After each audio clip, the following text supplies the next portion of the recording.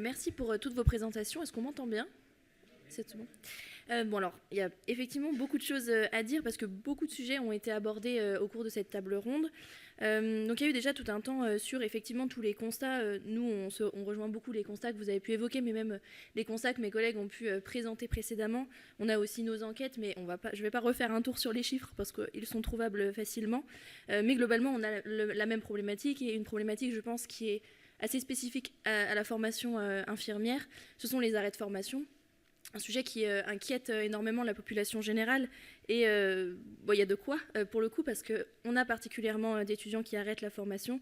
Et donc, de ce constat d'arrêt de formation, effectivement, il y a beaucoup de choses qui en découlent.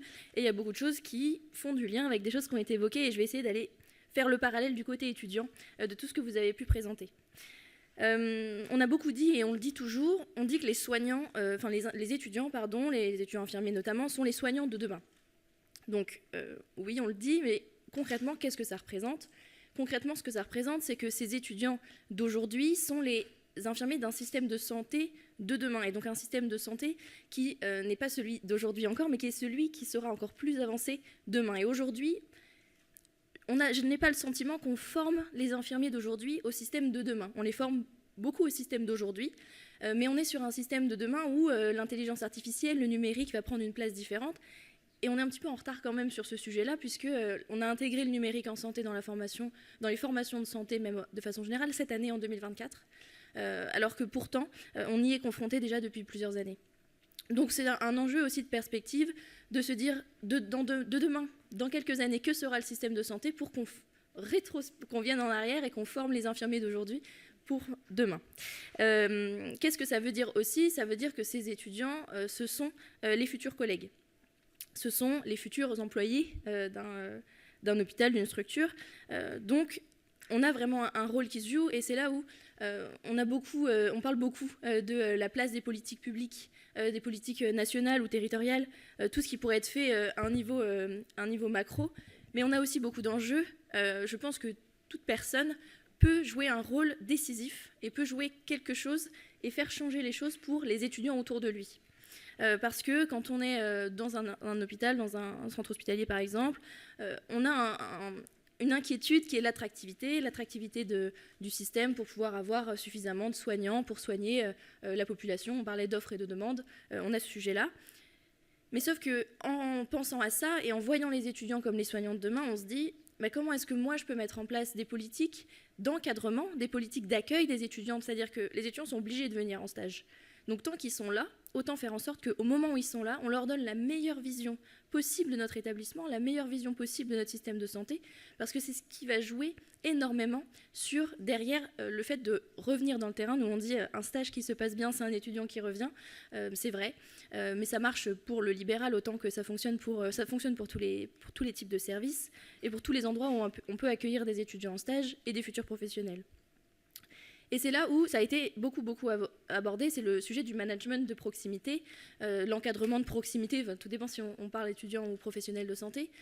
Et effectivement, l'enjeu de formation, moi je rejoins énormément tout ce qui a été abordé sur l'enjeu de formation de ces managers de proximité, ces encadrants de proximité. On a fait le parallèle un petit peu avec les IFSI, autant les IFSI que effectivement les cadres de santé qui ont un rôle auprès des étudiants, c'est-à-dire qu'ils sont cadres de santé, donc ils ont déjà leur équipe à gérer, mais les étudiants qui vont venir dans le service le temps de leur stage, c'est aussi des étudiants qui vont être sur leur responsabilité, qui vont compter sur ce cadre de santé pour beaucoup de choses. Et si ces cadres sont effectivement ce qu'on disait, formés à identifier les risques psychosociaux, identifier les signes, on parlait des signes de dépression, on gagne déjà une entrée dans un système qui peut ne que s'améliorer pour les étudiants. Parce que plus on repère tôt les signes de mal-être de façon générale, plus on va pouvoir avoir un système de santé qui est sain, avec des soignants qui sont bien, qui vont bien. Et si les étudiants vont déjà mal aujourd'hui, évidemment que les futurs soignants qu'ils seront iront aussi mal. Donc plus on attaque la problématique au début de la formation, plus on a des leviers de faire changer les choses assez rapidement, ou en tout cas, plus on s'en occupe vite, plus on aura des impacts derrière sur la profession. Et j'évoque pas les arrêts aussi, les nombreux infirmiers qui quittent la profession aussi. C'est des choses qui sont extrêmement liées, je pense, entre formation et profession qui font beaucoup de liens. Alors nous, on est à la FNESI, on n'a pas forcément la vision d'une seule personne dans tout l'hôpital qui serait responsable des étudiants, mais plutôt d'avoir dans chaque service des tuteurs désignés qui ont ce rôle d'encadrant de proximité, qui ont ce rôle de faire le lien et d'être sensibilisés et formés. Et c'est là où on pêche un petit peu.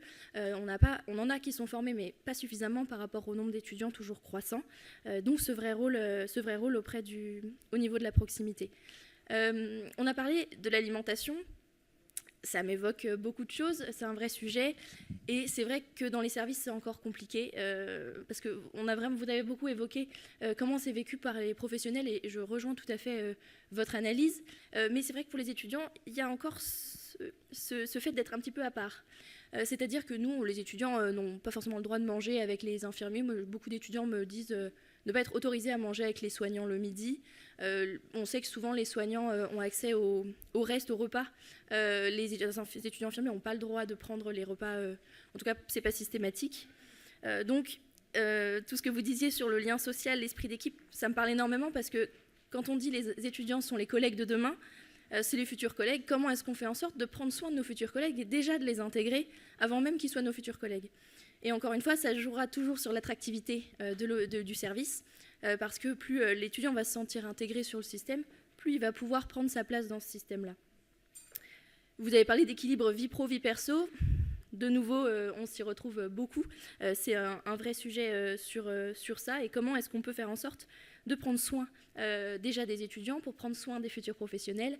Mais je vous avoue qu'on a déjà un petit peu, entre guillemets, des mauvais exemples quand on est en stage, puisque le stage, c'est vraiment la vitrine du système de santé. Il faut vraiment voir ça comme le moment où l'étudiant va construire sa représentation. Oui, Ilona, je vais faire un truc super méchant et frustrant. J'arrive sur la partie... Là, je vois 30 pages, là. Non, non, il y a juste ça après. Mais est-ce que vous avez un dernier mot? Parce que non seulement ils sont morts de faim, mais en plus, il y a le deuxième... Est-ce que vous voulez conclure sur quelque chose de super important que vous voulez passer à l'ensemble de l'auditoire? Je sais que je suis en train de faire quelque chose de difficile, mais... Je pense que la conclusion qu'on pourrait transmettre sur ce qui a été dit, c'est que parmi les projets que vous avez présentés, il y a des choses qui sont très concrètes et importantes et intéressantes, mais il y a cette vision à, je pense, faire évoluer, c'est le fait que l'étudiant fait partie du système de santé. Et si on change cette perception-là, si on ajoute cette perception de se dire que l'étudiant en fait partie, ben on peut tous et toutes se sentir concernés et se dire que chacun individuellement, on peut faire évoluer les choses et d'une façon ou d'une autre, contribuer à améliorer le système de santé. Merci Ilona, merci.